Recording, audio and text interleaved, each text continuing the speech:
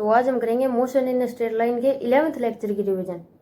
इसमें सबसे पहले तो हमने देखा ratio of time in equal distance interval, जो कि होता है T1:T2:T3 is equal to 1 ratio √2 - 1 ratio √3 - √2। इस टाइप का रेशियो होता है ये कुछ।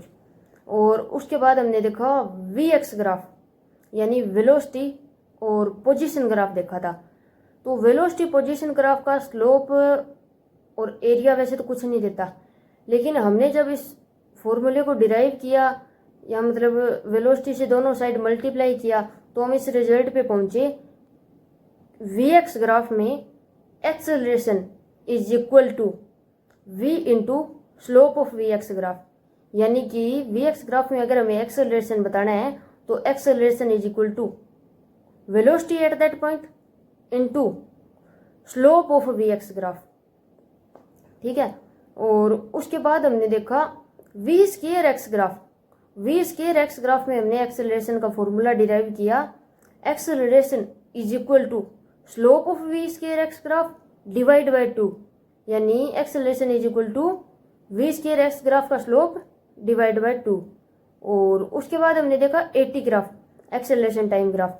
तो एक्सेलरेशन टाइम ग्राफ का स्लोप तो कुछ देता नहीं है, एक्सेलरेशन टाइम ग्राफ का एरिया विद साइन हमें देता है चेंज इन वेलोसिटी। यानी कि एक्सेलरेशन टाइम ग्राफ के एरिया को अगर हम साइन के साथ ऐड करते हैं या साइन के साथ जब हम एक्सेलरेशन टाइम ग्राफ का एरिया देखते हैं तो हमें मिलती है चेंज इन वेलोसिटी। उसके बाद हमने देखा AX ग्राफ यानी एक्सेलरेशन और पोजीशन ग्राफ। एक्सेलरेशन और पोजीशन ग्राफ से हमने एक फॉर्मूला डिराइव किया, area of AX graph is equal to V² - U² divide by 2। यानी कि AX ग्राफ का जो एरिया है वो होता है V² - U² डिवाइड बाय 2। अब इसमें अगर हमें एरिया पूछ रखा है, फाइनल इनिशियल वेलोसिटी दे रखी है तो हम एरिया बता देंगे AX ग्राफ का। अगर AX ग्राफ का एरिया दे रखा है, फाइनल वेलोसिटी दे रखी है, इनिशियल पूछ रखी है तो वो बता देंगे। यानी ये जो फॉर्मूला है area of AX graph is equal to V² - U² divide by 2, ये हमने डिराइव किया था इससे। और इस लेक्चर में हमने इतना ही पढ़ा था। 11th लेक्चर के 2 पार्ट थे, पार्ट A और पार्ट B, दोनों हमने इसमें कवर कर लिए एज ए रिवीजन।